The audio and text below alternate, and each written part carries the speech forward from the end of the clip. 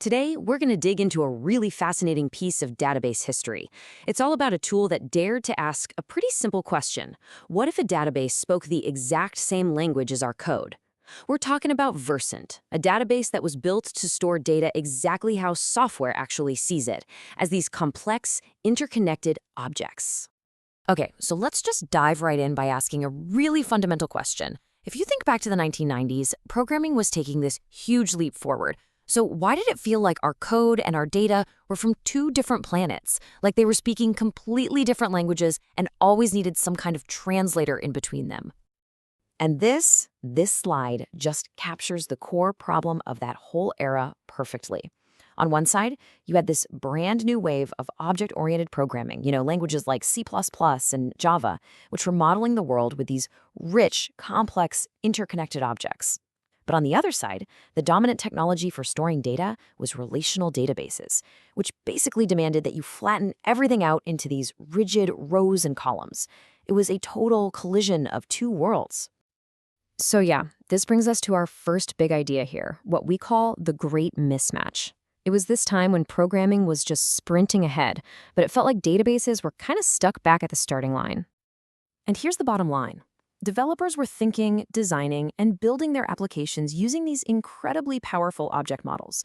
But when it came time to actually save their work, they had to dismantle the whole thing and cram it into tables. This created a huge amount of friction and complexity. But, out of all that friction, a new idea started to pop up. And this brings us to our next section, the story of a database that could actually speak objects. It all starts with Versant and its truly revolutionary approach. To put it simply, Versant was an object database, or what the industry calls an ODBMs. It didn't even try to translate objects, it just embraced them. So what in the world is an ODBMS? Well, think of it this way. It's a database management system that stores data as objects exactly as they exist in your code.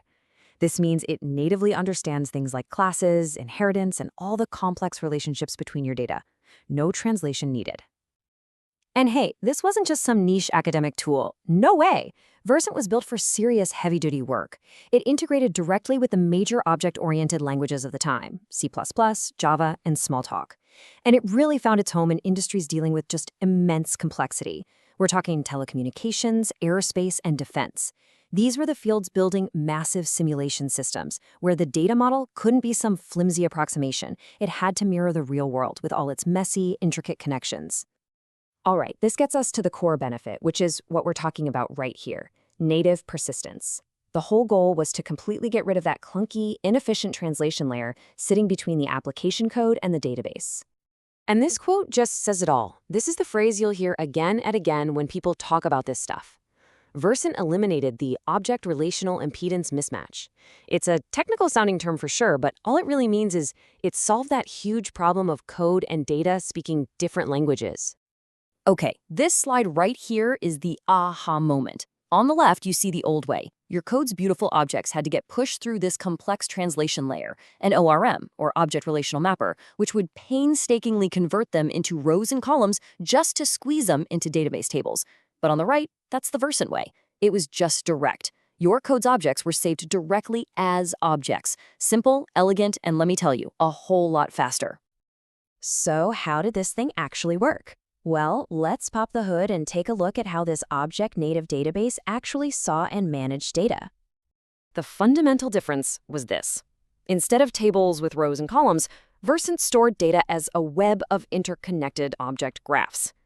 Think of it less like a spreadsheet and more like a network, or maybe a mind map, where the relationships between the pieces of data are just as important as the data itself.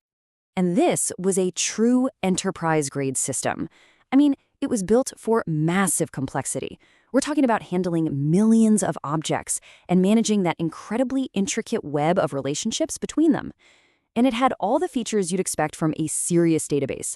Full transaction support so your data was never corrupted, advanced indexing for super fast lookups, and even distributed caching to scale performance across a bunch of machines. So the really crucial thing to remember is that you didn't talk to Versant using SQL, the language of relational tables. It was object native. You interacted with it using the objects and methods from your very own programming language. It was a completely different way of thinking. So, where does that leave Versant today? Well, in our final section, let's explore why it was truly an idea ahead of its time and then trace its lasting influence on the databases we all use right now. I absolutely love this description. Versant was the object whisperer. It just perfectly captures what it did. It didn't fight with objects, it understood them. It gave us all a glimpse of what a database could be if it was designed from the ground up to speak the same language as the developers who use it. And this slide draws such a clear line through history, you can really see the evolution. In the 90s, you had the ODBMS, with pioneers like Versant trying to store code objects directly. Then, in the 2000s, that idea morphed into document stores, which store these flexible, object-like JSON documents.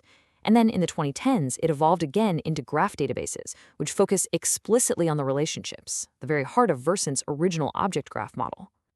So while you might not be using Versant itself today, its core concepts of embracing complex, interconnected data and ditching the rigid structure of relational tables, well, they absolutely pave the way for the popular NoSQL databases like document stores and graph databases that are everywhere now. And that just leaves us with a final thought to chew on. While object databases didn't end up becoming the dominant technology, their story kind of makes you wonder, right? What if the wrong idea in technology is sometimes just the right idea that just showed up at the wrong time? It's a pretty powerful reminder that innovation is as much about timing as it is about the tech itself.